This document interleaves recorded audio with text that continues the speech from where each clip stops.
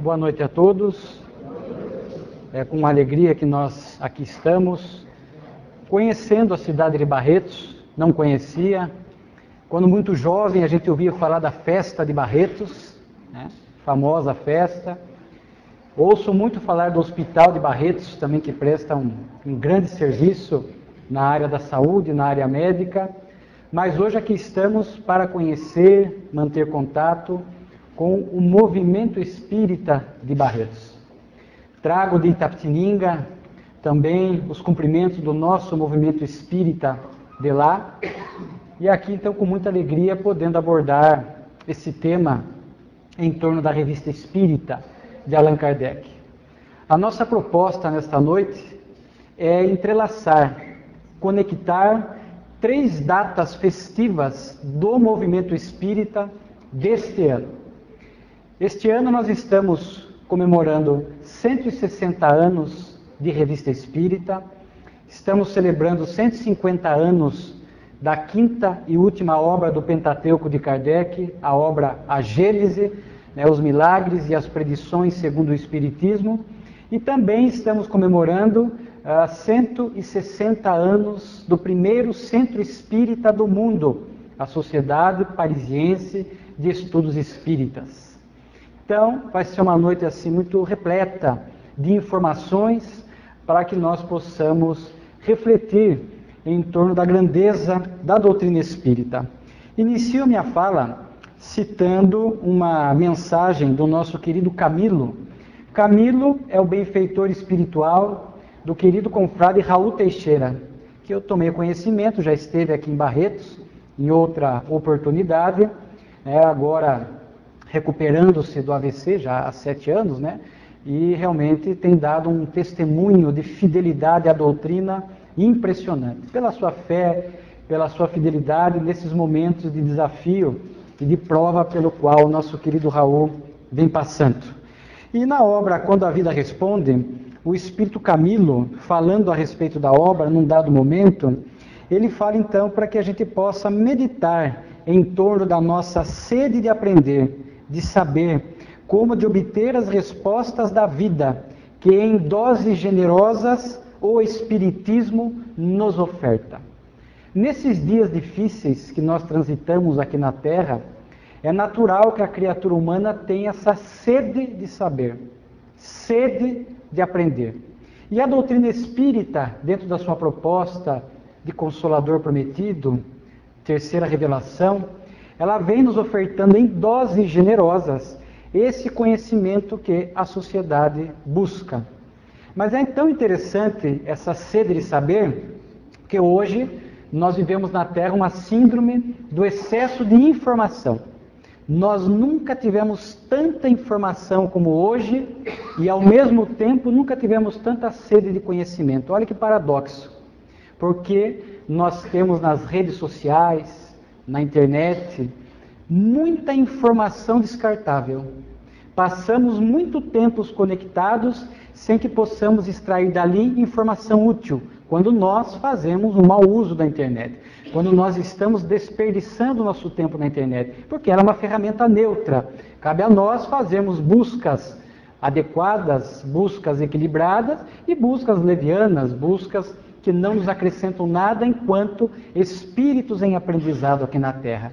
Então nós vamos desperdiçando muito tempo com informações descartáveis e ao mesmo tempo trazemos essa carência, essa necessidade de ter conhecimento a respeito da vida na sua dimensão espiritual, da vida na sua perspectiva moral, porque é isso que vai nos dar condições de transitar aqui na Terra nesse período complexo em clima de paz, entendendo o que está acontecendo, sabendo qual é a nossa missão e o que nos compete fazer. Esse é o papel da doutrina espírita: iluminar consciências, destruir o materialismo, conforme está em O Livro dos Espíritos, para que a gente possa, então, aproveitar, em termos intelecto-morais, essa passagem transitória aqui na Terra. Quando nós falamos de doses generosas que a doutrina nos oferta, numa semana espírita, nós não poderíamos deixar de render as nossas homenagens ao nosso codificador, que ali está estampada na Revista Espírita, Allan Kardec, cuja tarefa de compilação é dessas tarefas que nós paramos hoje para analisar, para entender, e veremos um pouco isso hoje, porque vamos falar um pouco da Revista Espírita, que, aliás, poucos conhecem no movimento espírita, infelizmente. Nós vamos começar a entender um pouco mais qual foi a tarefa do codificador, o que ele fez no seu tempo após travar contato com os fenômenos espirituais e entender que por detrás desses fenômenos lá estavam os espíritos chamando a atenção da humanidade para esse sentido espiritual da existência. Quando nós buscamos a Revista Espírita, nós vamos ver que o próprio Kardec, ele próprio, sintetizar o que ele fez, né? Ali ele vai falar, né? Vi, observei, estudei com cuidado, coordenei-os e deduzi consequências. Outro poderia ter feito. Aceitei a tarefa e será obra até o fim de minha vida. Revista Espírita, novembro de 1864, onde ali está transcrito um discurso de Kardec na cidade de Bruxelas. Então ele próprio diz que ele viu os fenômenos, percebeu que havia algo mais sério, não ficou limitado às frivolidades dos fenômenos, que muitos ficaram à época e ainda ficam até hoje, na superficialidade, percebeu que havia a ação da espiritualidade, todo efeito inteligente tem uma causa inteligente, e ele então passou a coordenar os ensinamentos que vinham da espiritualidade superior para a Terra, sob o comando do Espírito de Verdade, que nós sabemos hoje que é Jesus, coordenando esta vinda do Espiritismo para a Terra, que ele já havia prometido quando esteve encarnado na Terra, a vinda do Paracleto, do Consolador, e Kardec então foi fazendo esse trabalho de coordenação, de compilação, que na Revista Espírita nós vamos notar com exuberância a tarefa do codificador. Eu tenho dito que nós só conhecemos Allan Kardec, a plenitude da sua tarefa, a sua personalidade, o seu caráter moral, quando nós estudamos cronológica e integralmente a Revista Espírita, quando esteve sob a responsabilidade de Allan Kardec. Porque nós vamos ver como é que ele foi construindo, coordenando, compilando, consultando a espiritualidade, produzindo as obras básicas, os textos que estão na Revista Espírita. Certamente nós teríamos menos, digamos assim, controvérsias doutrinárias se nós estudássemos mais a Revista Espírita, junto com as obras da codificação. Muitas discussões que nós vemos em torno de temas doutrinários, com a leitura e a reflexão da Revista Espírita, nós poderíamos eliminar essas discussões secundárias que nós vemos dentro do movimento espírita. Então Kardec, ali nesse texto que nós colocamos, bem modesto, bem sintético do seu discurso, ali nós já podemos ver Kardec sintetizou a sua tarefa. Kardec demonstrou a sua humildade. Porque quando ele fala que outro poderia ter feito, naturalmente que ele está demonstrando a sua humildade. Ele está demonstrando que se ele falhasse, se ele não cumprisse com aquilo que ele assumiu na espiritualidade, aliás, é muito raro um espírito superior vir e falhar. Raríssimo falhar, né? Aliás, quando se fala de espírito superior, quando se fala de falha, nós podemos até entender não realizar tudo, porque é muito improvável, porque o espírito não regride, que um espírito superior desse porte reencarne e venha a abandonar totalmente aquilo que ele havia comprometido no mundo espiritual. Mas ele próprio, dentro dessa unidade, falou: se eu não realizasse tudo, se faltasse algo, outro poderia fazer. E na época de Kardec nós tínhamos outros espíritos que também faziam parte da equipe do Espírito de Verdade, porque essa equipe se desdobra em duas. Uma parte fica no mundo espiritual sob a tutela do Cristo e outra parte reencarna. Na época de Kardec nós tínhamos Leon Denis, Camille Flammarion, Gabriel Delane, grandes trabalhadores que também vieram a somar nesse primeiro momento da doutrina espírita. Mas eu falo, se eu faltasse alguma coisa, outro poderia fazer. Mas o fato é que a tarefa de Kardec foi completa. A tarefa de Kardec foi notável. Mas ali vemos a sua humildade ao falar que outro poderia complementá-la se necessário. E fala do comprometimento dele, que seria a obra da vida dele. E a sua esposa, também muito comprometida com essa tarefa, seria a sua parceira, né, nessa tarefa de codificação. Kardec trouxe para nós as obras básicas, trouxe brochuras. Nesses intervalos, nós não podemos imaginar o codificador inativo. Nós não podemos imaginar Allan Kardec parado. Ele fala, era a obra até o fim da minha vida. Então Kardec abraçou com tal grau de comprometimento, que nós vamos ver que em textos da Revista Espírita, ele fala que a partir dali, ao assumir a tarefa, ele não teria um dia de descanso absoluto. Um dia de descanso, tal o seu grau de comprometimento. E a tarefa de Kardec era as obras básicas, conduzir a Revista Espírita, visitar casas espíritas, visitar o movimento espírita, cidades, né, responder cartas, enfim, era uma tarefa grandiosa. E quando nós paramos para pensar que ele realizou isso, digamos assim, de 1855 a 69, em torno de 13 a 14 anos, o que Kardec fez em 13 a 14 anos, realmente é algo extraordinário, é digna de uma alma evoluída, de um espírito superior, como é Allan Kardec.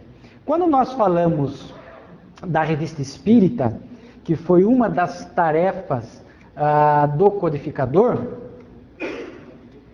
nós estimamos que 0,01% do movimento espírita leu integralmente a Revista Espírita. Então essa tarefa de falar da Revista Espírita para o movimento espírita é uma tarefa que primeiro eu assumi comigo mesmo, de eu próprio estudar a Revista Espírita. E ao perceber a grandiosidade, o tesouro inestimável que é a Revista Espírita, surgiu a vontade de compartilhar com o nosso movimento espírita. Então nós temos feito essa tarefa de, digamos assim, de despertar, no mínimo, o interesse do público espírita de ir buscar a Revista Espírita. Porque a Revista Espírita, como é que ela surgiu? A Revista Espírita surgiu, a primeira edição foi em janeiro de 1858. Antes, já havia surgido a doutrina espírita, abril de 1857, com a vinda de O Livro dos Espíritos, a obra básica, a síntese do conhecimento universal. E a partir dali, Kardec começa a ver então o desdobramento da sua tarefa, do seu trabalho. E através da médium Hermance Dufour, uma menina, uma jovem, aliás, foram muitos jovens que ajudaram Kardec nesse primeiro momento da codificação.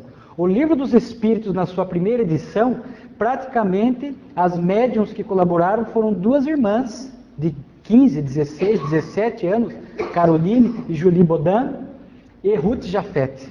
E logo mais surge a menina Hermance Dufour, uma mediunidade extraordinária, e ela seria responsável pela segunda edição de O Livro dos Espíritos, agora com 1019 perguntas. E ela, então, recebe uma mensagem espiritual, instigando Kardec a abraçar a tarefa de um jornal com uma periodicidade que ele pudesse chegar ao movimento espírita.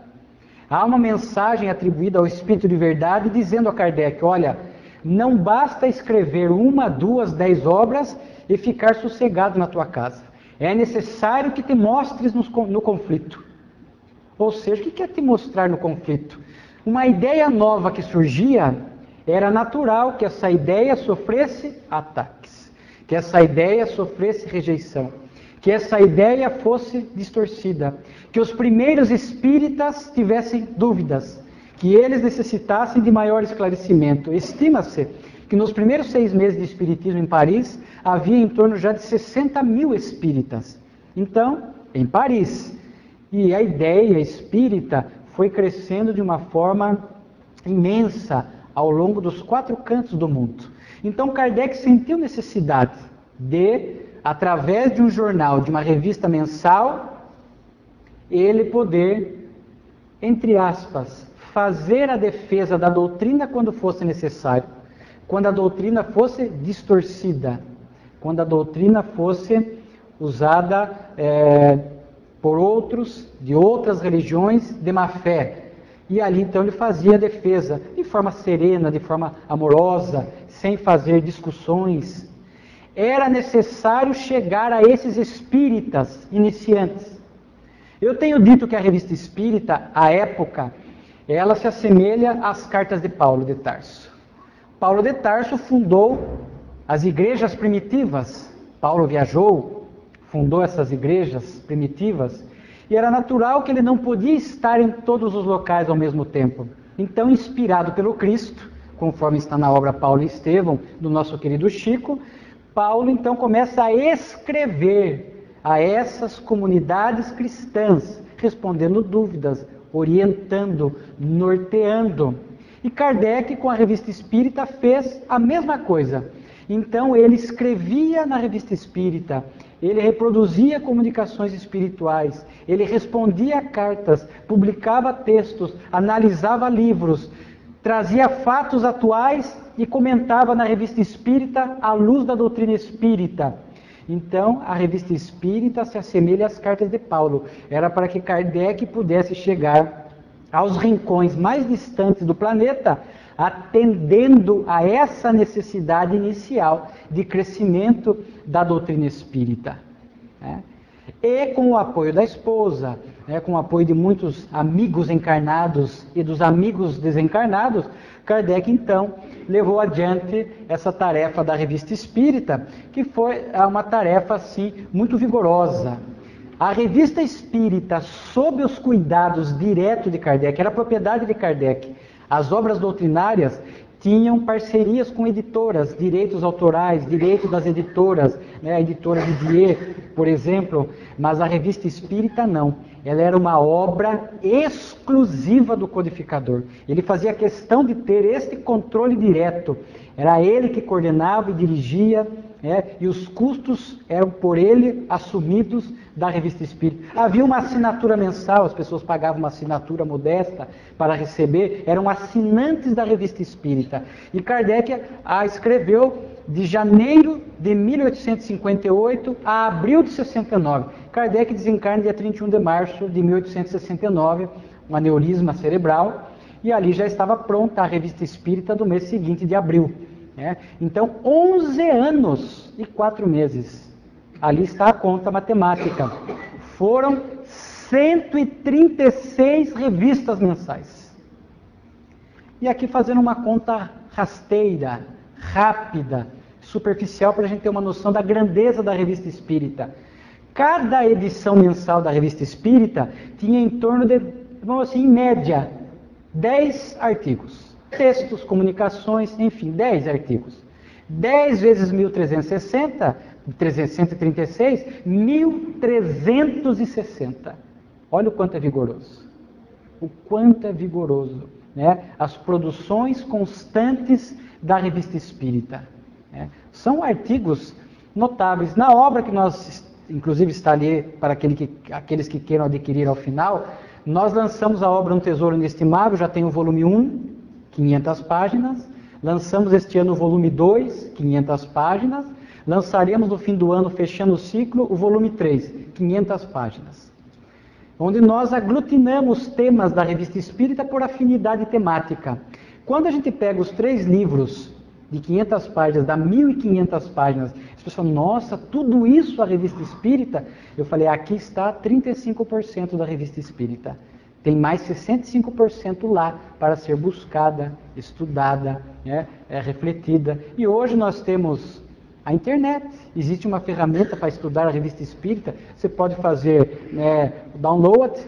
A Federação Espírita Brasileira permite isso, está lá liberado no site. Você tem um aplicativo hoje na internet que se chama www.kardecpedia.com, onde você digita um texto, um tema, e ali esse aplicativo vai buscar na revista espírita, nas obras básicas, e traz todos os textos relacionados. Kardecpedia.com. É uma ferramenta notável para que a gente possa estudar, né? E ir buscar a revista espírita, né? A revista espírita é uma obra pessoal, cuja responsabilidade assumimos inteiramente.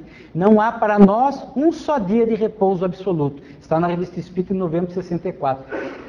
Kardec, isso é típico das grandes almas.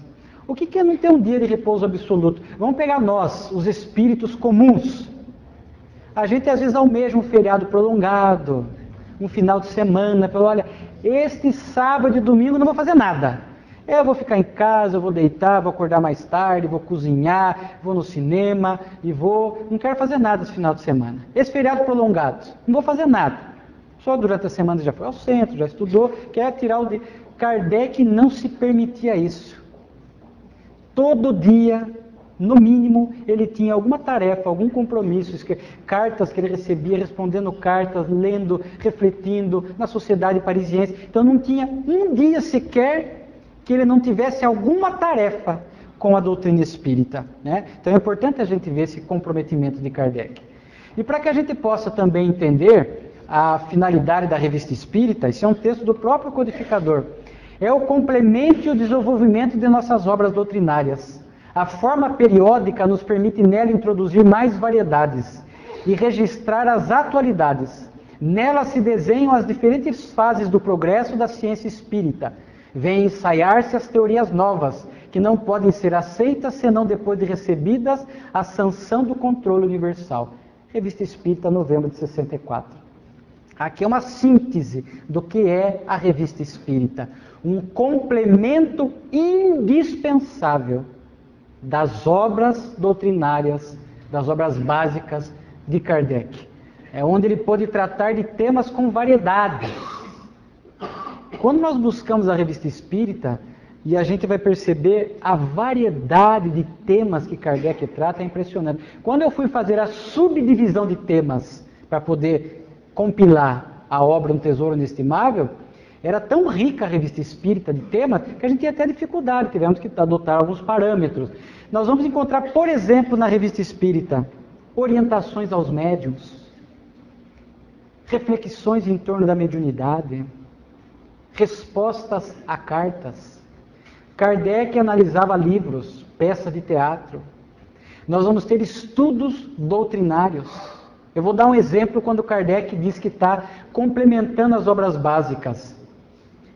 Kardec publica na Revista Espírita uma comunicação espiritual, que também tem variedade, muitas comunicações espirituais notáveis, de personalidades conhecidas e outras não, mas com conteúdos maravilhosos. Eu vou dar um exemplo para vocês. Na Revista Espírita nós temos uma mensagem de José, o pai de Jesus.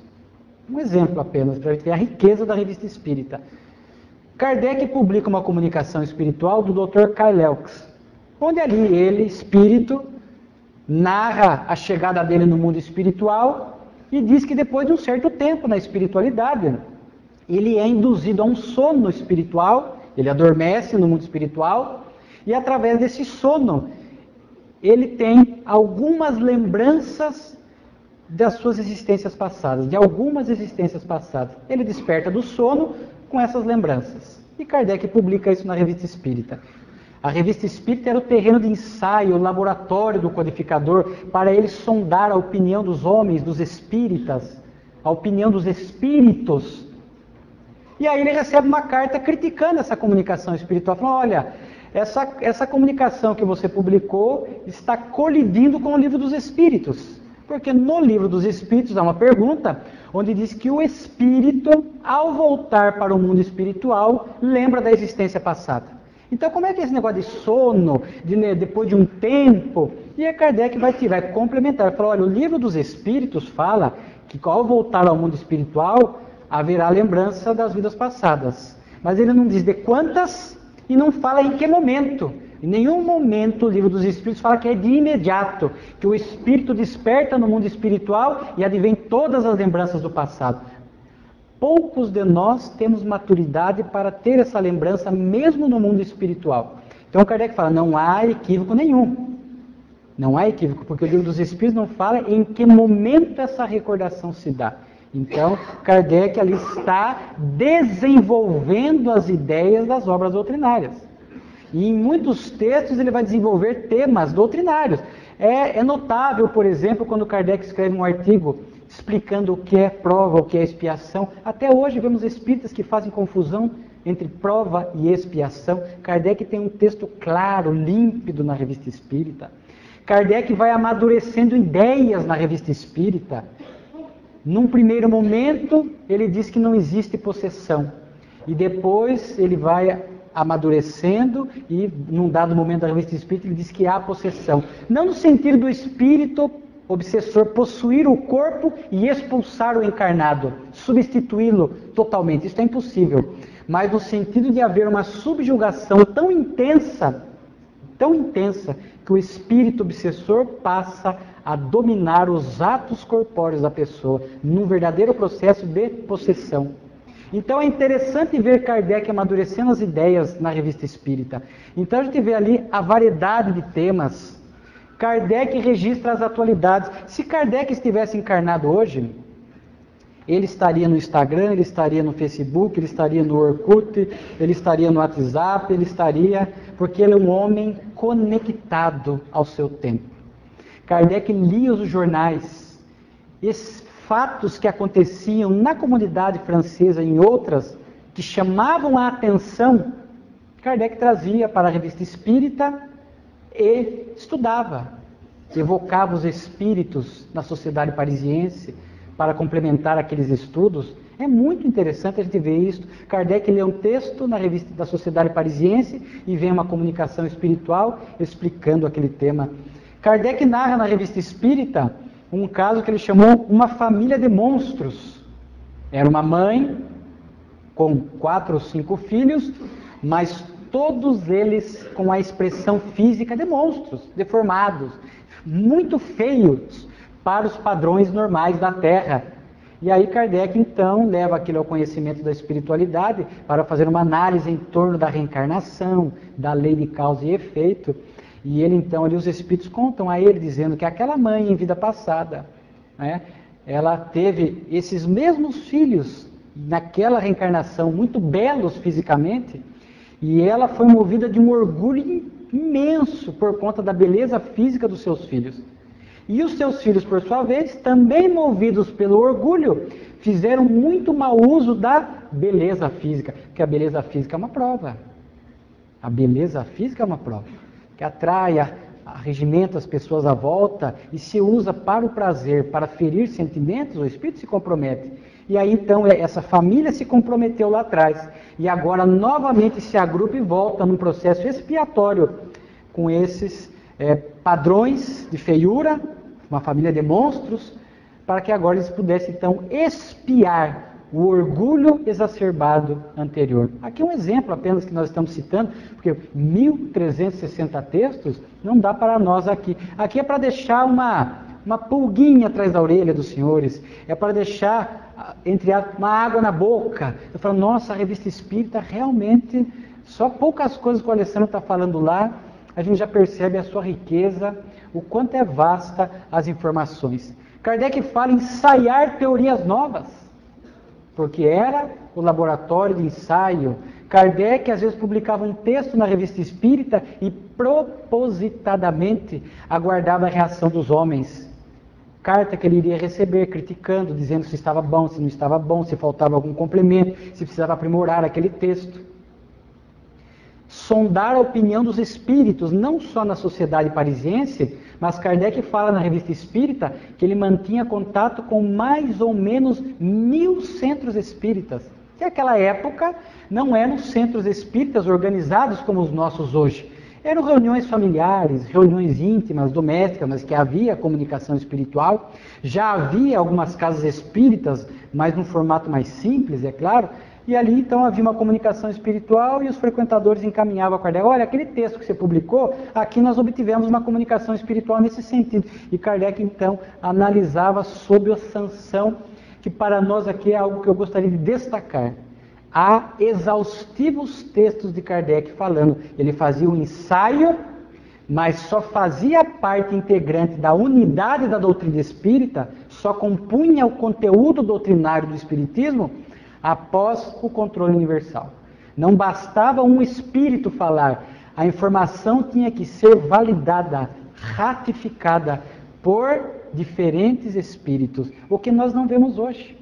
Infelizmente, nós vemos teorias surgindo hoje, ditas espíritas, que vêm por um médium só, vêm por um espírito só, e, pior, sem nenhuma fidelidade, sem nenhuma conexão, sem nenhuma correspondência aos pilares, às bases da doutrina espírita. Kardec escreverá na Revista Espírita: o espiritismo não deu a última palavra. Muitos assuntos novos surgiriam, mas para compor, para você falar é uma ideia espírita, ela tem que passar pelo controle universal dos espíritos. Tem que vir vários espíritos falando a mesma linha, a mesma linguagem. E hoje nós vemos livros mediúnicos que surgem com teorias modernas, com coisas novas, e as pessoas falam espírita, sem nenhum comprometimento com a universalidade dos ensinos, sem nenhuma sintonia com os pilares da doutrina. E aqui vou dar só um exemplo, que a gente vê muito crescendo hoje. Por exemplo, a tal da reencarnação do mundo espiritual. Só um espírito fala, só um médium sustenta.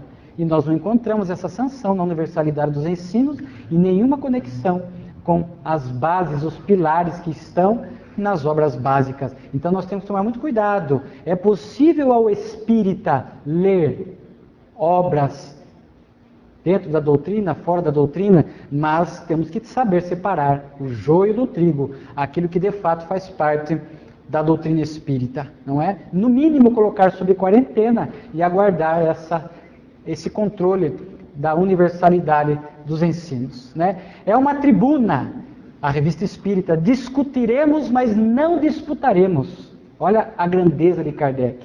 Então nós vamos discutir saudavelmente os temas. Um capítulo à parte na Revista Espírita Kardec era atacado, a doutrina espírita era atacada, e às vezes com tom grave. Às vezes a pessoa de Kardec era atacada. Aí você vai ver o texto de Kardec, é de uma amorosidade, de uma educação, de uma polidez impressionante. Em nenhum momento você vai ver Kardec sendo grosso, rude, deselegante, atacando pessoas, nunca. Kardec fazia uma defesa da doutrina quando ela era distorcida, ou quando atacavam a sua pessoa, acusado que foi de enriquecer-se à custa da doutrina, mas ele fazia essa discussão com uma amorosidade, com equilíbrio, que realmente deve servir de exemplo para nós. Não vamos disputar, porque a proposta do Espiritismo não é fazer proselitismo. O Espiritismo não está preocupado com conversão religiosa. Não estamos aqui para converter o outro. Nós estamos aqui para disseminar o bem, para que possamos formar homens de bem na Terra. Esta era a proposta, é a proposta da doutrina espírita. Então Kardec e o Espiritismo não têm essa pretensão de número de estatísticas. Aliás, curiosamente, já falando da Revista Espírita, conversamos com um companheiro aqui de Barretos, agora há pouco, ele falava do censo espírita aqui de Barretos. Na época já havia censo religioso, Kardec divulga um censo religioso. Mais limitado, mais tímido, é claro. E Kardec fala algo interessante. É impossível fazer estatísticas em torno dos espíritas, porque nós temos muitos simpatizantes do espiritismo. A pessoa, ela se diz de outra religião, mas adora a reencarnação, adora romance espírita, a influência espiritual. Então ele diz, é muito difícil mensurar. Inclusive quando o Papa Bento XVI, o anterior, esteve no Brasil, um jornal de grande circulação fez um censo religioso, e é claro, um país católico. E o espiritismo ali apareceu em torno de 3%. Mas o jornal fez uma observação interessante. Mas o que mais acontece no Brasil é espiritólico. católico simpatizante do Espiritismo. Então é muito difícil fazer um censo dentro da doutrina espírita, porque aqueles que trabalham aqui nas casas espíritas sabem o quanto aparece os chamados simpatizantes da doutrina. E o Espiritismo não exige conversão. A pessoa não pisa no solo do centro espírita, no atendimento fraterno, e o atender, não, a partir de agora você tem que se tornar espírita. Jamais. Porque nós não estamos preocupados com conversão, mas com a mudança moral do indivíduo. Essa é a proposta da doutrina espírita. Então por isso que Kardec não fala, não disputaremos. É um jornal de estudos psicológicos, a Revista Espírita, é o subtítulo dela. Vamos conhecer a parte metafísica, o elemento espiritual. Estudaremos o homem, né, no seu estado metafísico, espiritual, no seu estado presente e futuro, pois estudar a natureza dos espíritos é estudar o homem. Claro que a nossa proposta da noite ela é muito ousada para um tempo de palestra, 60, 70 minutos, mas nós gostaríamos de fazer aqui essa abordagem, porque, conforme ali está dito, estamos comemorando 150 anos da obra Gênese. E a Gênese tem uma particularidade interessante com a Revista Espírita. A obra Gênese é a obra menos estudada pelo espírita, por conta da complexidade dos temas que ali são tratados. Por isso foi a última obra do Pentateuco. Era necessário que alguns temas, alguns princípios, a base estivesse fixada, assimilada, para que Kardec então pudesse tratar de temas desafiadores, alguns, à época, para os padrões da ciência e do conhecimento humano. Então Kardec deixou a obra Gênese por último. Temos uma mensagem de Viana de Carvalho pela mediunidade do nosso querido Divaldo Franco, ele falando dos 150 anos da Gênese, e o título é O Livro da Sabedoria, onde logo no primeiro parágrafo a gente fala que a Gênese trata de temas palpitantes, complexos. É uma beleza estudar a Gênese.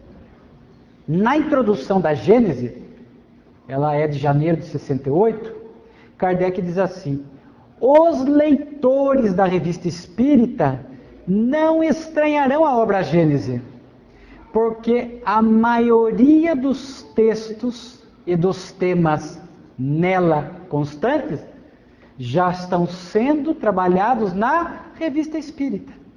Então ele diz, a obra mais construída, mais trabalhada na Revista Espírita, nesse terreno de ensaio, sobretudo sondando a opinião da espiritualidade, é a obra Gênese. A obra Gênese. Então a nossa proposta nessa noite, é claro que não vamos falar da Gênese, é impossível, mas aqui assim, não se preocupe com a quantidade de informação que eu vou rodar agora, aqui é só para vocês terem noção, né? Não se preocupem. Aqui para vocês, assim, na verdade, e não está tudo aí. Ali são textos da Revista Espírita, textos, grande parte deles estão na obra Gênese, ou foram temas tratados por Kardec na obra Gênese, cuja ideia, cuja semente começou na Revista Espírita. Então, os milagres, o estudo uranográfico, é quando na Gênese, na primeira parte, Kardec fala dos cometas, dos planetas, dos sóis, cujo médium foi Camille Flammarion. E, aliás, nós começamos lendo uma mensagem. Qual espírito que nós lemos aqui no começo? Camilo, o benfeitor do Raul, que é Camille Flammarion. Então, a gente vê médiuns curadores, porque a segunda parte vai falar muito de cura, fluidos, a mediunidade curadora, criações fluídicas, introdução ao estudo dos fluidos, da revelação, a visão de Deus, os tempos são chegados, a atmosfera espiritual, caracteres da revelação espírita, enfim. Ali só para a gente ter cronologicamente a ideia de como Kardec foi construindo a obra Gênese. Ela é uma obra tão extraordinária e especial que, além do Espírito Viana de Carvalho nominá-la de O Livro da Sabedoria, na própria Revista Espírita nós vamos encontrar um texto de São Luís, o dirigente espiritual da Sociedade Parisiense, no mês seguinte ao lançamento da obra, fevereiro de 68, dizendo que a obra Gênese inaugurou uma nova fase no Espiritismo. Olha a grandeza da obra. Um marco para a doutrina espírita, dada a grandiosidade dos temas que estão ali tratados. Nesta noite, a nossa proposta foi a seguinte. Falamos um pouco do que é a Revista Espírita, vamos fazer essa conexão com a Gênese da seguinte forma. A obra Gênese, ela é dividida em 3 partes. Primeira parte, da revelação, né? A Gênese, propriamente dita, a origem. Alguns companheiros aqui na Semana Espírita já até abordaram a Gênese mosaica, etc. A segunda parte, os milagres. 3 capítulos. Kardec fala os milagres, os fluidos, aliás, o capítulo dos fluidos, nós vamos trazer só uma partinha mínima, notável, os milagres do Evangelho. E a última parte, terceira, as predições, a transição planetária, os tempos são chegados. Então, o que eu vou fazer? Eu vou trazer um texto da Revista Espírita que simboliza essa primeira parte, um texto da Revista Espírita que simboliza a segunda parte e um texto da Revista Espírita que simboliza a terceira parte. Então vai ser assim uma coisa bem pontual mesmo, porque repetimos, a obra Gênese não exaure-se numa palestra, num mini seminário, sequer num seminário. Quando nós falamos da primeira parte da obra Gênese, ali que nos remete à parte da origem, eu sei que um evento desta natureza atrai simpatizantes do Espiritismo, atrai aqueles que já estudam há muito tempo, aqueles que estão estudando há pouco tempo, aqueles que têm pouco conhecimento, aqueles que têm muito conhecimento. Então, nessas 3 abordagens, nós vamos procurar, entre aspas, agradar esse público diferenciado de uma palestra espírita. Peço desculpa aos simpatizantes da doutrina espírita que está aqui presente, ou os que estão nos assistindo pela internet, que talvez esse primeiro tema que eu vou abordar, que eu gosto muito, bem rápido, só para ter uma noção, é daqueles temas complexos dentro da doutrina espírita. Mas eu vou usar um texto da Revista Espírita para que a gente tenha pelo menos uma mínima noção. Porque nós vamos falar aqui, não da Gênese mosaica, não da Gênese corporal, mas de um capítulo da primeira parte que se chama a Gênese espiritual. Deus trabalha sem cessar, disse Jesus. Deus cria incessantemente o princípio espiritual. O que é o princípio espiritual? É o espírito nos seus estágios iniciais de evolução. Então nós usamos na doutrina espírita o termo princípio espiritual, princípio inteligente, psiquismo. Gênese espiritual. Quando ele é criado por Deus, nós somos criados lá atrás por Deus, princípios espirituais, simples e ignorantes, qual a trajetória que esse princípio espiritual faz para chegar hoje no estágio em que nós nos encontramos de humanidade? Então, para que a gente possa entender isso sinteticamente, há um texto na Revista Espírita, mas tudo não para em apenas crer no progresso incessante do espírito, embrião da matéria, desenvolvendo-se ao passar pela peneira do mineral, do vegetal, do animal, para chegar à humanimalidade, onde começa a ensaiar-se apenas a alma que se reencarnará, orgulhosa de sua tarefa na humanidade. É um texto que está na Revista Espírita de maio de 65. Alguns poucos estudiosos espíritas não discordam do princípio espiritual na origem passar pelo reino mineral. Mas aqui nós vemos o próprio Kardec, não é um texto de Kardec, é uma comunicação espiritual. A origem dessa comunicação, uma família que tinha um cão em casa. Quantos de nós não temos cão em casa? Nós somos um animalzinho de estimação. E ele tinha um gemido muito particular. E ele desencarna. E um tempo depois, alguns membros da família começam a ouvir o gemido do cão em casa, durante um certo tempo. A filha, o marido, e escrevem a Kardec. Kardec lê essa questão na Sociedade Parisiense, e aí ele recebe essa comunicação espiritual que ele publica. Se publica, é porque, no mínimo, Kardec entendia que havia afinidade com as bases da doutrina, porque Kardec não publicaria textos ou ideias que não tivessem nenhuma conexão, nenhuma lógica com aquilo que ele, codificador, estava trazendo para a Terra. Então vejamos ele ali trazendo uma mensagem que fala do mineral. Eu tenho um texto num livro meu onde nós falamos, porque nós temos pouquíssimas informações dessa gênese espiritual lá no início. Nossa, mas o princípio espiritual passa pelo mineral. Por quê? No mineral não tem vitalidade. O que é mineral? É rocha, minerais, sais. Qual a utilidade de passar pelo mineral? A utilidade é a seguinte. Joana de Ângeles, a nobre benfeitora do Divaldo, ela escreve na obra Iluminação Interior um texto onde ela diz assim, que o princípio espiritual dormita no mineral, porque ali está sendo trabalhado questões estruturais do princípio espiritual. Estrutural, apenas. E aí eu vou tentar explicar para vocês, é uma característica que eu tenho até na minha área de trabalho, trazer coisas complexas numa linguagem mais acessível. O que é o reino mineral? Lei de atração e repulsão.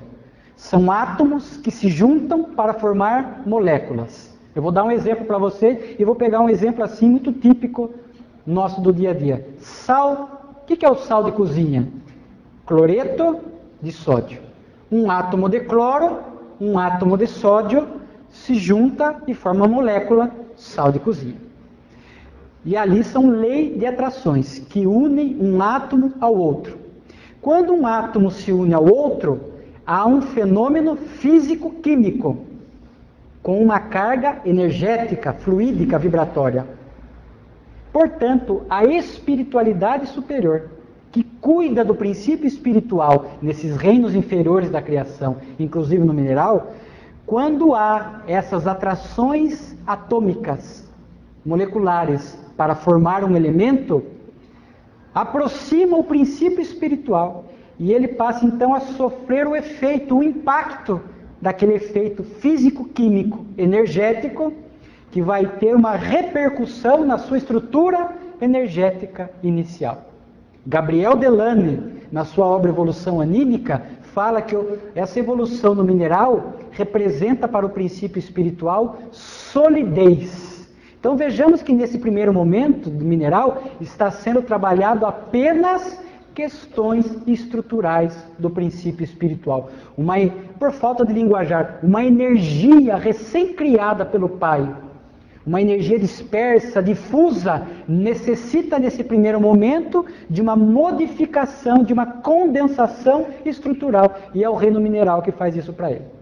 Mas agora eu vou fazer uma pergunta interessante para vocês, né? Porque senão vocês vão sair com a impressão errada. Senão vão chegar em casa amanhã e vão ficar até com dó do sal de cozinha, né? Ah, meu Deus do céu, mas aqui, coitado do princípio espiritual que está aqui. Ao pegar o sal de cozinha na mão, tem princípio espiritual? Tem princípio espiritual? Ele só participa na origem, na formação. Naquele momento de atração dos átomos, só ali. Depois a espiritualidade o desvincula. Ele não fica ali no sal de cozinha. Se você pega uma pedra, um mineral, aqui tem princípio espiritual. Não tem. Ele participou somente no início, na formação daquele mineral. Ali que era importante. Depois não tem sentido o princípio espiritual ficar aqui. Outro exemplo, madeira. Madeira é reino vegetal. Se eu pegar aqui uma madeira e falar, tem princípio espiritual aqui na madeira? Na mesa? Não tem, mas ele já esteve lá na origem, no início. O aprendizado, a experiência que ele precisava já foi feito. Então não tem sentido isso, é importante nós sabermos disso. Só na origem. Passa pelo mineral. Aí tem uma obra aqui que o espírita foge, né? Evolução em Dois Mundos, do Chico Xavier. Que é uma obra de um conhecimento notável. Doses generosas que o Espiritismo nos oferta. Para entender a evolução do psiquismo, tem que estudar a evolução em Dois Mundos.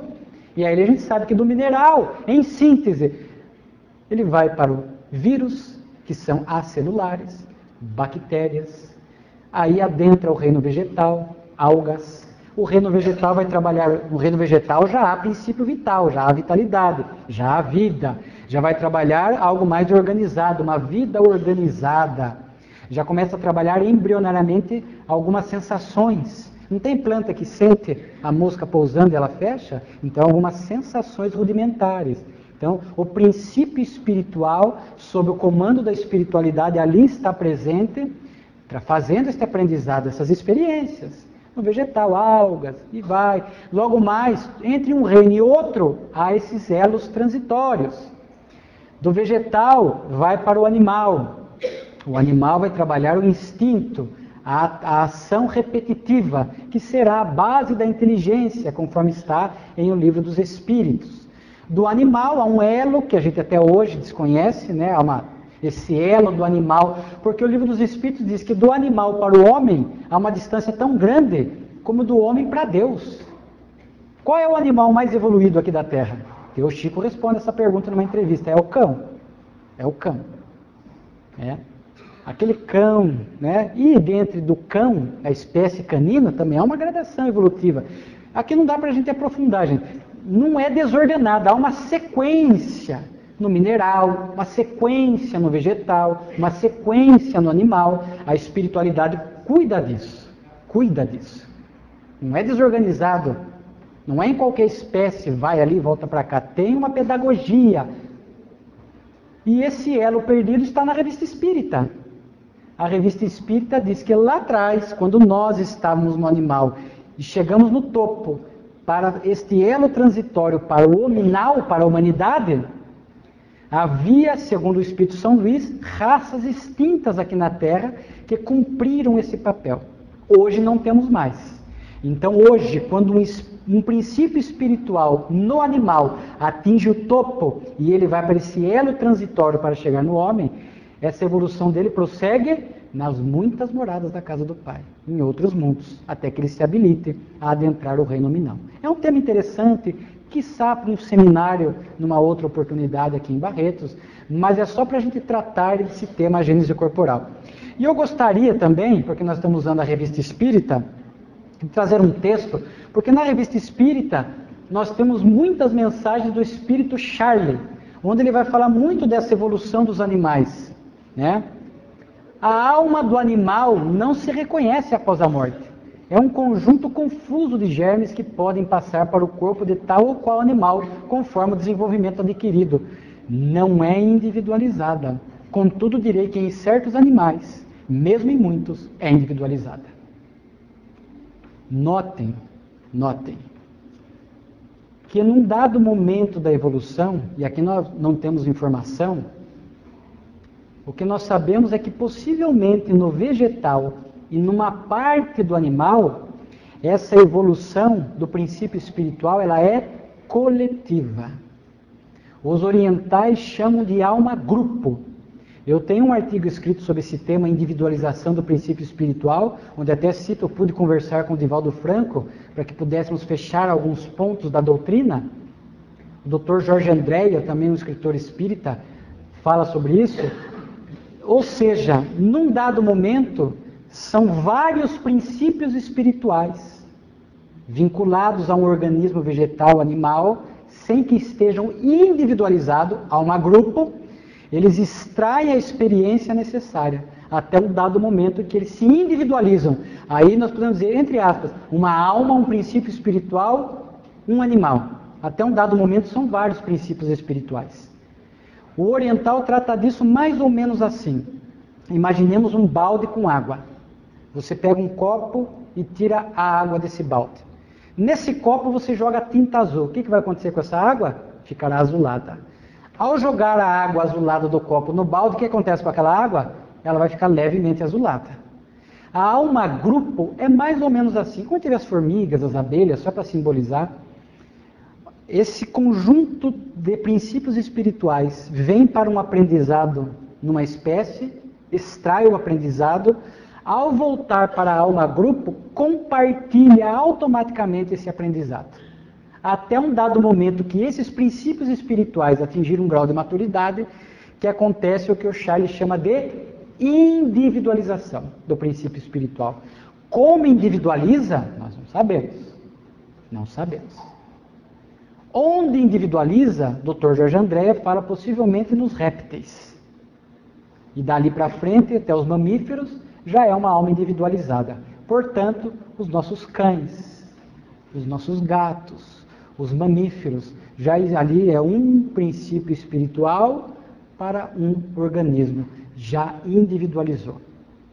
Para dar a sustentação doutrinária para isso, eu recomendo uma obra do Divaldo notável, Atualidade do Pensamento Espírita, onde o espírito Viana de Carvalho, numa dada questão, ele vai falar um pouco disso, desse princípio espiritual que num dado momento se funde para formar um só. O Divaldo, numa entrevista que eu fiz com ele, ele fala, é como se fossem moléculas de psiquismo, de princípios espirituais que se fundem para formar um só.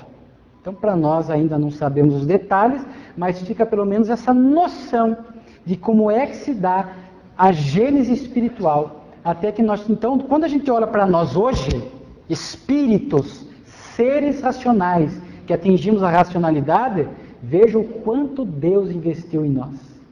Gente, olha, segura na cadeira aí que eu vou falar para vocês algo. Nós somos muito velhos. Segundo a evolução em 2 mundos, no mínimo nós temos 1 bilhão e 500 milhões de anos. No mínimo. Vamos arredondar, 2 bilhões de anos, gente. 2 bilhões de anos. A nossa gênese espiritual, reino mineral, vegetal, animal, estar hoje no hominal, numa sociedade organizada, com esse patamar de conhecimento e de lucidez, em torno de 2 bilhões de anos. Não é? E temos a eternidade e a imortalidade pela frente. Não é? Na segunda parte da obra, a Gênese, nós vamos tratar dos milagres. Kardec vai estudar os fluidos, né, que aliás a gente tem que pronunciar como se tivesse um acento no U, fluidos, né, porque é diferente do fluido, que advém do verbo fluir, né, então fluido. Né, e ali Kardec faz um estudo notável, que ele, conforme nós vimos no slide anterior, ele foi construindo aquilo, estudando as curas que aconteciam à sua época, indagando aos espíritos, ele foi entendendo como é que os espíritos agem sobre os fluidos espirituais, porque os fluidos espirituais são para os espíritos a atmosfera deles. Eles se movimentam nesses fluidos espirituais, que são subproduto do fluido cósmico universal. Porque toda matéria provém do fluido cósmico universal. Toda matéria, desde essa matéria bruta até essa matéria sutil do mundo espiritual. O perispírito, os fluidos espirituais, os objetos espirituais criados pelos espíritos, né? Essas moradias no mundo espiritual, toda matéria advém do fluido cósmico universal. Né? Com exceção do espírito, na sua essência, que não é material. Ele é um ser espiritual por natureza. Tanto que Kardec, na obra O Livro dos Espíritos, ele fala Deus, Espírito e matéria. Então ele distingue bem isso. De que, entre aspas, como é feito, como Deus cria o Espírito lá na origem, não sabemos. Mas somos criação do amor de Deus. Eu trouxe um tema da segunda parte da Gênese, que eu achei interessante para abordar com vocês. Algo que às vezes a gente lê muito em obras espíritas, onde Kardec trata das chamadas criações fluídicas. Como é que os espíritos criam objetos? Porque às vezes o médium vidente está vendo o espírito, roupa, está vendo o espírito com óculos que ele usava quando era vivo, às vezes a roupa que habitualmente ele usava, às vezes é o espírito com relógio, com objeto de uso pessoal. Às vezes os espíritos materializam plantas, flores. Como é que o espírito faz mágica? Pega uma varinha e bate? Como é que os espíritos criam? Então nós temos um texto aqui da Revista Espírita, e vocês vão ver já por curiosidade quem é o espírito que dita a mensagem. É um espírito que ajudou muito Kardec a entender os fluidos. Sim, os objetos procriados instantaneamente pela vontade, que é o mais rico dom do espírito, são colhidos nos fluidos semimateriais, análogos à constituição semimaterial do corpo, chamado perispírito, dos habitantes da erraticidade. Eis porque, com esses elementos, eles podem criar objetos conforme o seu desejo. Qual é o espírito ali?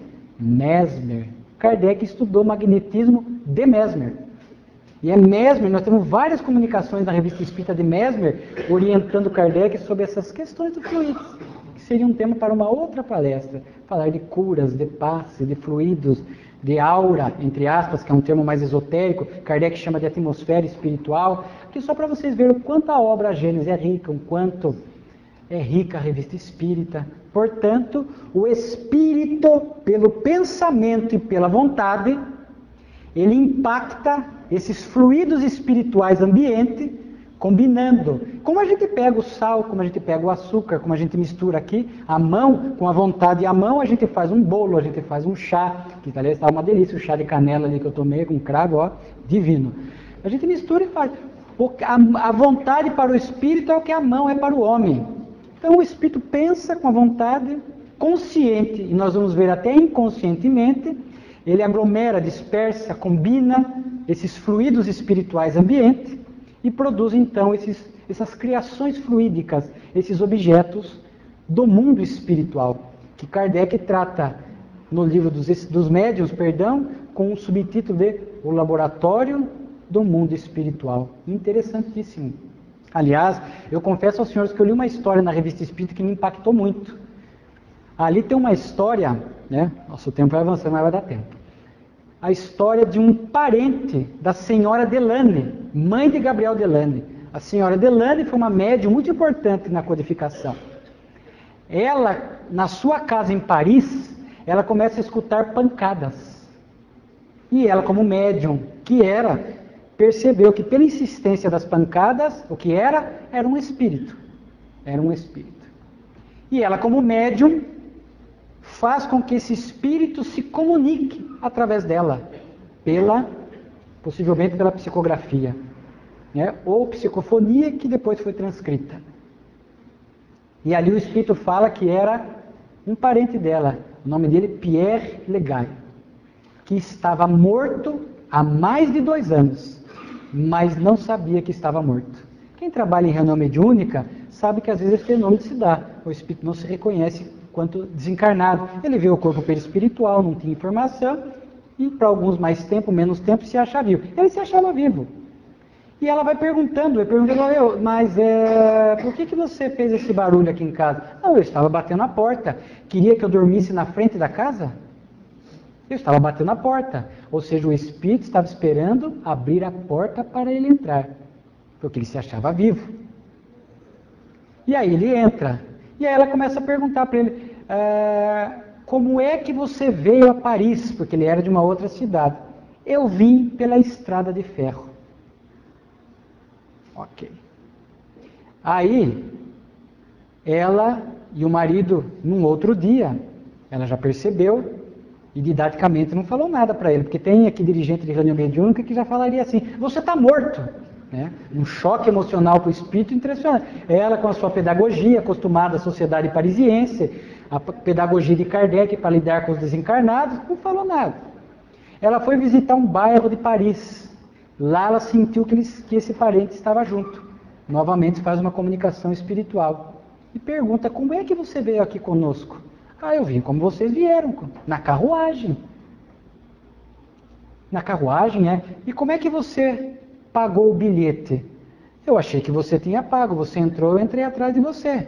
O condutor não veio pedir nada para mim, eu achei que você tinha pago. Então eu vim na carruagem. Olha só, é interessante, né? De carona. Tá bom. E aí ela foi perguntando mais para ele, né? E o que você está achando lá de casa? A comida tá boa? Não tenho o que reclamar, a comida tá boa. Mas de vez em quando eu como um pão e tal. Olha só, as criações fluídicas. Como um pão de vez em quando, tá tudo muito bom. E ela insiste com ele, mas ainda você disse que veio pela estrada de ferro. Mas como que você veio para Paris? Olha, uma parte eu vim caminhando. Logo depois eu peguei um ônibus. E como que você pagou o ônibus? Ora, para o condutor, que pergunta boba, eu retirei eu economizei durante um tempo, tinha 20 francos comigo, paguei lá o condutor, os tickets, fiquei com os bilhetes e fiquei com o troco. E a sua bagagem que eu não vi, o que você trouxe aqui para ficar em casa? Eu trouxe, como eu acho que não vou ficar muito tempo, está lá, eu trouxe apenas 2 camisas, que para mim vai ser o suficiente. Olha que interessante, gente, essa história. Né? Aqui nós temos criado, por isso que depois Kardec lê, toma conhecimento disso, né? E lê na Sociedade Parisiense, e Mesmer dá essa mensagem para explicar essas criações fluídicas, para dizer que, veja, nesse caso em particular, as criações fluídicas eram inconscientes. O espírito não sabe o mecanismo, ele não se achava morto. Então ele pensava e criava, impactava os fluidos ambientes e criava fluidicamente o dinheiro, criou fluidicamente o pão, criou fluidicamente as camisas que ele trouxe.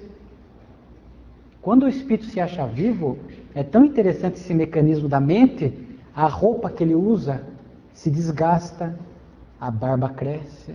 Olha que interessante algumas vezes, porque ele se acha vivo, ele cria uma situação em torno dele interessante. Porque as criações desses objetos fluídicos são inconscientes, quando o espírito não conhece o mecanismo, o fenômeno, e muitas vezes consciente, onde o espírito sabe que é espírito, conhece o poder da vontade e do pensamento, e conscientemente produz essas criações fluídicas. Quando o espírito quer criar, às vezes ele cria uma flor e materializa.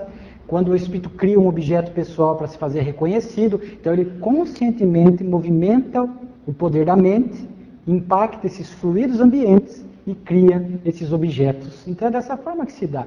Note que interessante como o fenômeno se dá muito inconsciente. A gente desencarna e acorda no mundo espiritual. Eu nunca li um relato do espírito despertar assustado no mundo espiritual e acordar nudo lá de lá. Nossa, está sempre com uma roupa. Criações fluídicas, dele próprio inconscientemente, ou dos espíritos que estão tutelando. Então, há muitas criações fluídicas, criações, né, que são sustentadas pela mente dos desencarnados, as colônias espirituais. Né? Ou vocês acham que o pedreiro foi construir lá? As criações pela mente dos desencarnados, que sustentam aquilo. As regiões inferiores do mundo espiritual, sustentadas pela mente dos espíritos que lá estão, num processo inconsciente. Outras vezes em processos conscientes. Então é muito curioso. Recomendo a leitura do capítulo dos fluidos na íntegra e ler essa parte das criações fluídicas para a gente entender. E sem querer abusar do tempo, temos aí quase 1 hora de palestra, né, aproximadamente 1h05, simbolizando a nossa terceira parte da obra Agenda, e só para falar para vocês o desfecho da história do Pierre Legay. Numa terceira evocação, num dado momento ele conta que teria conversado com um senhor que já estava morto há muitos anos, que ele conheceu. E daí, num dado momento, ela pergunta para ele, mas você conversou com aquele senhor que já está morto? Ele falou, como? Não sei. Aí já ficou a pulgona atrás da orelha dele, para numa próxima comunicação, o guia espiritual fala que já estava na hora de trabalhar com ele, essa situação dele estar no mundo espiritual. Então, quem trabalha na mediúnica, gente, olha, não é você estar morto, se desencarnou, é todo um trabalho pedagógico, de sensibilidade, de sentir o momento. Às vezes o espírito volta uma segunda vez, volta uma terceira vez, às vezes na primeira vez ele já está preparado, mas cuidado, né? Você está morto. Isso é um impacto para o espírito, como eu já vi em muitas reuniões mediúnicas, que não se faz, há que se ter pedagogia e amorosidade. E para finalizar a terceira parte, né? Que é a parte dos tempos são chegados, essa transição planetária que a gente vive, não vou entrar em detalhes porque exige o tempo, né? Uma mensagem do Espírito Mardoqueu, da Revista Espírita. Erguei-vos para assistir a aurora desta nova vida. Não sentis que a terra está em trabalho de parto? Para quebrar as cadeias que amarraram o surto de sua inteligência. Por vós os homens se voltam para o bem.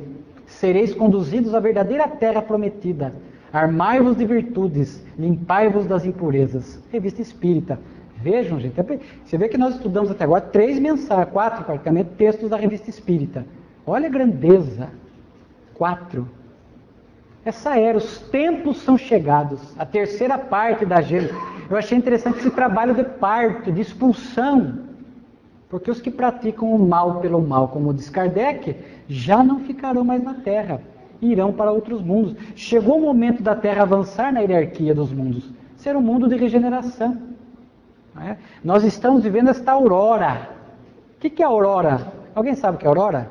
Que eu fui no Google, porque aurora, alvorada, crepúsculo, às vezes confunde a cabeça da gente, né?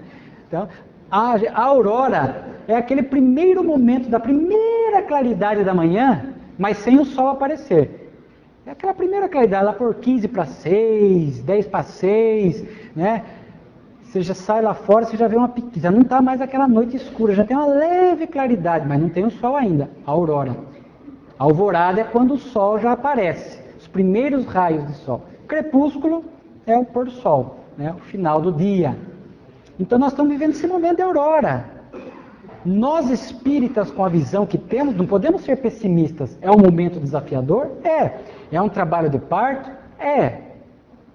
Mas nós já estamos vendo essas primeiras claridades de um mundo de regeneração. Como? Através dessas almas missionárias que massivamente estão reencarnando na Terra. Devemos estudar a trilogia do Divaldo, Transição Planetária, Amanhecer de uma Nova Era, Perturbações Espirituais, 3 obras do Filomeno de Miranda, para entender as bases está na Gênese, terceira parte, os tempos são chegados, porque nós vamos criando mitos e fantasias em torno desse tema. Temos que buscar Kardec e depois complementar com essas obras sérias, Divaldo, Chico, para entender o que está acontecendo com a Terra, o que é este trabalho de parto, o que é este momento de transição, para que nós espíritas não possamos estar neste momento profundamente pessimista. Espírita não pode ser pessimista. Não, mas veja a crise que está. Sim, está uma crise. É um momento de limpeza moral que a Terra está passando. É natural. Não queríamos que estivesse assim. Mas o homem vem avançando, surto de inteligência. Crescemos tanto em inteligência e a moral ficou para trás. Chegou o momento da espiritualidade tomar providências para que o moral possa acompanhar. A proposta do Espírito nesse momento é de armar de virtudes. Entrar em sintonia com este momento de transição e melhoria lenta, para que a gente possa colaborar para a transição do planeta. Porque tem espírito que cruza o braço assim, ó, e fala, bom, vamos aguardar esse mundo de regeneração. Já que os espíritos superiores estão reencarnando aqui na Terra, vem de Alcine, como fala o Divaldo, são os missionários do passado, vai reencarnar este, aquele, Joana de Ângeles na eminência, né, após 2015 reencarnaria, possivelmente ainda não, na eminência de reencarnar, Emmanuel já está reencarnado, vem os franciscanos, conforme está na obra do Filomeno, logo mais vem Francisco de Assis adiante, e vem os religiosos do passado, artistas do passado, filósofos do passado, ou seja, nesse momento é massivo. Sempre reencarnou almas missionárias, mas agora é um grupo imenso, aguardando que nós, os homens de bem, possamos dar as mãos a eles, para que juntos possamos colaborar para esse trabalho de transição. Por isso é o momento de limpar as nossas impurezas.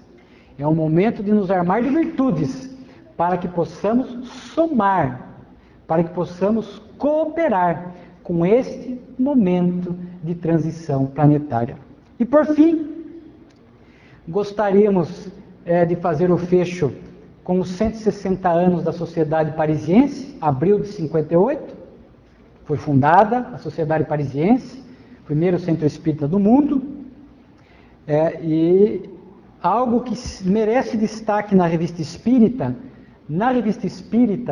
nós vamos encontrar mais ou menos, dentro daquelas variedades, 15 discursos de Kardec.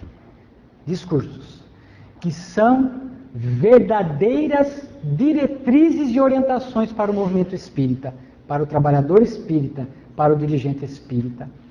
Kardec, quando apresenta os problemas do movimento espírita inicial daquela época, e apresenta a solução também, nós vamos ver que ainda hoje o movimento espírita padece dos mesmos problemas que Kardec já apontava e já apresentava a solução.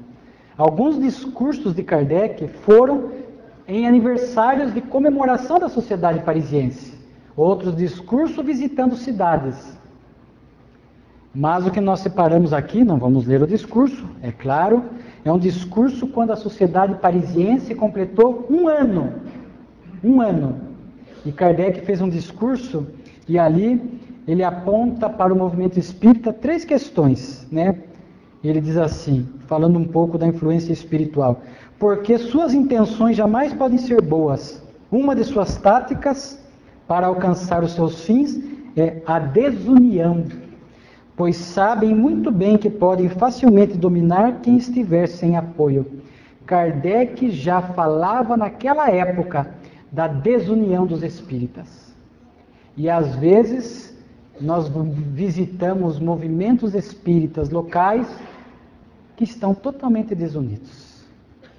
Certa feita, fui visitar uma cidade, não há por que citar o nome, fui a um determinado centro espírita e fiz uma palestra. Sábado.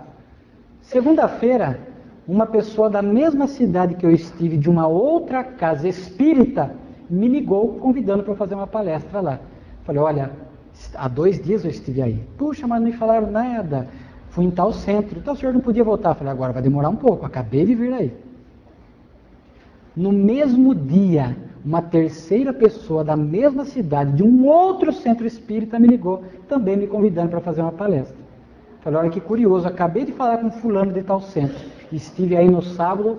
Não, mas não divulgaram, não falaram para nós. Então, falei, olha, da próxima vez, sugiro que vocês se unam para que a gente possa ir fazer um seminário, um mini seminário, para atender a comunidade do movimento espírita local. Então, às vezes, é impressionante a desunião dentro da casa espírita e muitas vezes a desunião dentro do movimento espírita. E Kardec, então, vai falar em outro texto que os espíritas e as casas espíritas devem se tratar como verdadeira família, irmãos. Qual era o lema de Kardec? Trabalho, tolerância e solidariedade. Tolerância. Entender essas dificuldades da convivência no movimento espírita e exercer a tolerância, a compaixão. Aquela casa espírita que está tentando fazer de tudo para se unir e não vê o resultado por parte da outra, continuar insistindo, manda cartaz, faz convite para as palestras do seu centro espírita. Quando tem palestra lá, vai lá assistir, em que pese aqueles de lá não vir assistir aqui, mas mantém vivo esse canal de comunicação. Porque o próprio Kardec, nesse discurso, vai falar das sociedades espíritas que se rivalizam, criam disputas desnecessárias. Não pode haver disputa. Uma casa espírita não pode rivalizar com a outra por ter mais público, por ser melhor do que a outra. As casas espíritas, nesse momento de transição, de grande procura da humanidade por essas doses generosas de conhecimento que a doutrina espírita nos oferta, há um público carente de atendimento fraterno, paz, estudo. Então, uma união das casas espíritas para atender a humanidade nesse momento de parto, conforme nós vimos ali na mensagem anterior. Então temos que ser sociedades irmãs, não desunião, não rivalidade, mas sociedades que se aproximam. Às vezes é um trabalho difícil, houve uma ruptura difícil. Então, unir-se, eu sempre dou essa orientação. Convide aquela casa espírita para fazer um evento junto. Vamos fazer um seminário, vamos fazer uma semana espírita, vamos reativar o mês espírita. Convida. Nada melhor do que o trabalho em conjunto para aproximar as pessoas. A tolerância para persistir, eu convidei uma vez e eles não vieram. Já vi pessoa falar assim, olha, a gente mandou cartaz uma vez, mandou 2 vezes, eles não vieram, não mando mais. Mande sempre. Visite aquela casa espírita que não vem até a sua, apareça de surpresa, convide para vir à sua, convide para fazer um evento conjunto, porque nós espíritas mais comprometidos e conscientes, temos que fazer essa tarefa de aproximação, de união, mesmo dentro da nossa casa espírita. Vocês vê um grupinho acolá, um grupinho aqui. Há muitos anos atrás, meu pai e um confrade espírita foram fazer palestra numa cidade vizinha à minha. Aí eles chegaram lá, a pessoa que o convidou, falou, era 8 horas, eles chegaram 7 horas, falou, agora nós temos que esperar um pouquinho. Por quê? Porque lá tem um grupo opositor ao nosso, eles estão realizando uma tarefa, vamos esperar eles sair para que a gente possa entrar. Aí eu pergunto, qual o comprometimento, que tipo de espírito estão nessas casas espíritas? Porque a gente fala, não, nós temos a nossa equipe espiritual, essa desunião, esse orgulho, essa rivalidade, fez com que essa equipe espiritual boa perdesse a sintonia. E muitas vezes a casa não percebe que está sintonizado com uma equipe de espíritos inferiores que querem sustentar essa desunião. E hoje no movimento espírita ainda temos, e Kardec já apontava isso, desunião e rivalidade. E a tarefa é de união, de amizade, de ternura, porque ele finaliza o discurso. O fim do espiritismo é melhorar aqueles que o compreendem, procuremos dar o exemplo e mostrar que para nós a doutrina espírita não é letra morta. A doutrina espírita não é letra morta. O papel da doutrina espírita, na Revista Espírita ele falará exaustivamente, é a transformação moral do indivíduo. Por isso que ele fala de consequências morais. O estudo, que nós temos que aproveitar, gente. Espírito de verdade, amai-vos e instruí-vos. Estudar. Vimos aqui em pouco tempo, em 1 hora e 10 minutos, a riqueza da Revista Espírita, da Gênese. Estudar, não desperdiçar tempo. E usar esse conhecimento para que possamos trazer a amorosidade, a educação dos sentimentos, para que possamos ser uma pessoa de trato fácil, de trato amoroso, na casa espírita, na intimidade doméstica, nas vias sociais, no emprego. Aquela pessoa, como bem definiu o codificador, que está lutando para ser hoje melhor do que ontem. A consequência do Espiritismo em nossas vidas é de transformação moral. O Espiritismo é uma bênção em nossas vidas. Essas doses generosas que ele tem trazido para nós é uma bênção nesse mundo de confusão, de teorias, de ideias, de materialismo, de consumismo. É uma honra poder servir, trabalhar nas fileiras da doutrina espírita, ter essa diretriz, essa luz, para que possamos caminhar na terra como peregrinos, sabendo aonde nós queremos chegar.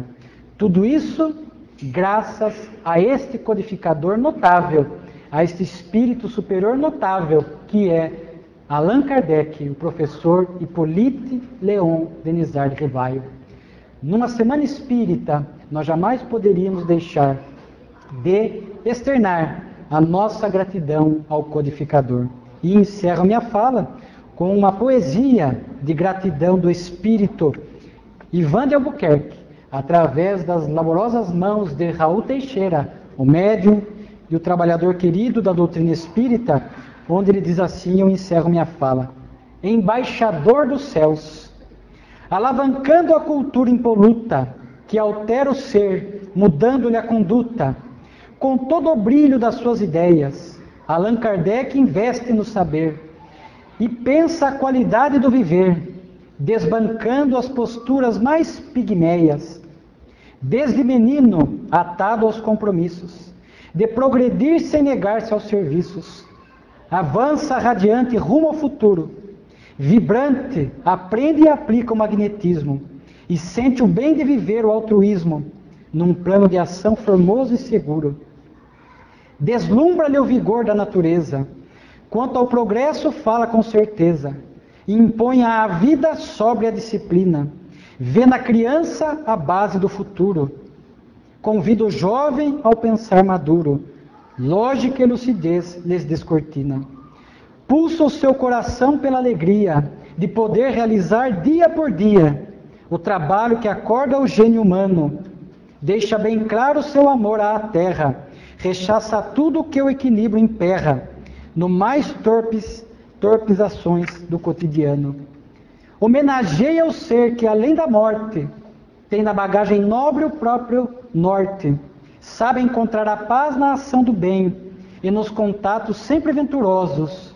Allan Kardec logra os mais formosos diálogos manter com o grande além. Toca o cerne dos irmãos vivos mortos, de hábitos nobres ou viveres tortos, a todos entendendo com bondade, instrumento das luzes sublimadas, traz lições para o mundo credenciadas, na lucidez do Espírito Verdade. A França e o mundo inteiro se aprimoram, embora as multidões que ainda ignoram, com ensinos de excelsa inspiração. E é assim que a doutrina chega ao mundo, é o Espiritismo sereno e fecundo, nasce pujante a codificação. Embaixador dos céus, nós te saudamos, nessa alvorada em que todos chegamos, rompidos com a pose de corifeus, roga ao Senhor por nós, onde estagias, vela pela honradez dos nossos dias, nessa áspera jornada rumo a Deus. Que Jesus nos abençoe e nos inspire, hoje e sempre. Muito obrigado.